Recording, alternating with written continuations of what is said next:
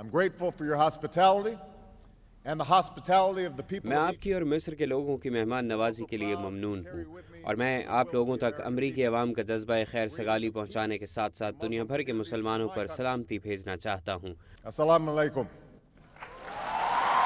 صدر اوباما کی جانب سے 1 سال پہلے مصر میں مسلم دنیا کی جانب بڑھایا گیا دوستی کا ہاتھ محض الفاظ کا مجموعہ ثابت ہوا، یا پھر امریکہ اور مسلم امہ کے درمیان واقعی تعلقات میں بہتری دیکھنے میں آئی ہے؟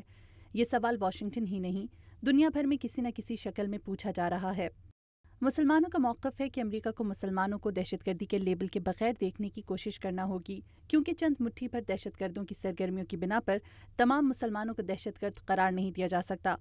OIC کے لیے صدر اوباما کی جانب سے حال ہی میں تعینات کیے گئے امریکی سفیر رشاد حسین کا کہنا ہے کہ صدر اوباما مسلمانوں کو دہشت گردی سے جوڑنے کے خلاف ہیں، اور امریکہ مختلف شعبوں میں مسلمان دنیا کے ساتھ تعلقات مضبوط کرنے میں سنجیدہ ہے۔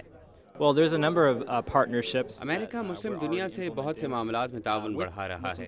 صدر اوباما کے گزشتہ برس مصر میں خطاب کے بعد میں نے امریکہ اور مسلم دنیا کے درمیان تعلقات میں بہتری محسوس کی ہے۔ صدر اوباما کی کوشش ہے کہ مسلمانوں کو محض دہشت گردی کے واقعات یا سیاسی مسائل سے نہ جوڑا جائے، بلکہ ان کے ساتھ دیگر شعبوں میں مشاورت و مدد کی جائے۔ امریکہ میں بسنے والے مسلمان اس صورتحال کو کس طرح دیکھتے ہیں؟ امریکہ میں مسلمان ہونا کیسا ہے، اور اس حوالے سے امریکی مسلمانوں پر کیا ذمہ داریاں عائد ہوتی ہیں؟ امریکی کانگریس کے پہلے مسلمان رکن کیت ایلسن نے اس حوالے سے گزشتہ دنوں واشنگٹن ڈی سی کے ایک ادارے سینٹر فار امریکن پروگریس میں اپنے خیالات کا اظہار کرتے ہوئے کہا کہ امریکہ میں بسنے والے مسلمانوں کو دہشت گردی کے خلاف متحد ہونے کی ضرورت ہے۔ But the reality is, being a Muslim in America today, دہشت گردی کے خلاف متحد کھڑے ہونا ہر امریکی مسلمان کے لیے ضروری ہے۔ اسی طرح ہم یہ دکھا سکتے ہیں کہ ہم بھی امریکہ کی ترقی اور سلامتی کے لیے اپنا کردار ادا کر رہے ہیں۔ امریکہ میں تقریباً 70 لاکھ مسلمان آباد ہیں۔ ایسے میں 11 ستمبر 2001 کے واقعات کے تقریباً 10 سالوں بعد نیو یارک کے ٹائمز اسکوائر میں دہشت گردی کی حالیہ ناکام کارروائی امریکہ میں مسلمانوں کے امن پسند ہونے کے تاثر کو کیسے مضبوط کر سکتی ہے، اور مسلمانوں کو اپنے بارے میں پائے جانے والے منفی تاثر کو دور کرنے کے لیے کیا کرنا ہوگا؟ کیت ایلسن اس حوالے سے مسلمانوں کے کردار کو ضروری قرار دیتے ہیں۔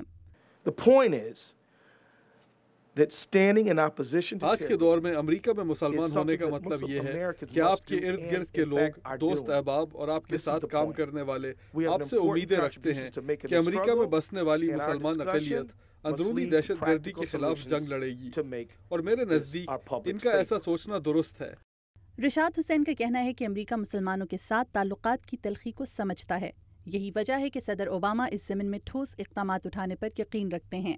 صدر اوباما نے اپنا عہدہ صدارت سنبھالنے کے فوری بعد سینیٹر مچل کو مشرق وسطیٰ کے مسائل حل کرنے کے لیے ذمہ داریاں دیں، جو یہ ثابت کرتا ہے کہ صدر اوباما مسلم دنیا کے ساتھ تعلقات میں بہتری کے لیے بہت سنجیدہ ہیں۔ کانگریس مین کیت ایلسن اور OIC کے لیے امریکی سفیر رشاد حسین مستقبل میں امریکہ اور مسلم دنیا کے درمیان تعلقات کے حوالے سے پرامید دکھائی دینے کے ساتھ ساتھ اس ضمن میں امریکہ اور مسلم امہ دونوں کے کردار کو اہم گردانتے ہیں۔ واشنگٹن میں ماہرین کا کہنا ہے کہ امریکہ اور مسلمانوں کے درمیان مختلف شعبوں میں ٹھوس اور ترجیحی بنیادوں پر کام کر کے اعتماد کی فضا قائم کی جا سکتی ہے، لیکن اس کے لیے تھوڑا انتظار کرنا ہوگا۔ مدیحہ انور، اردو VOA، واشنگٹن DC۔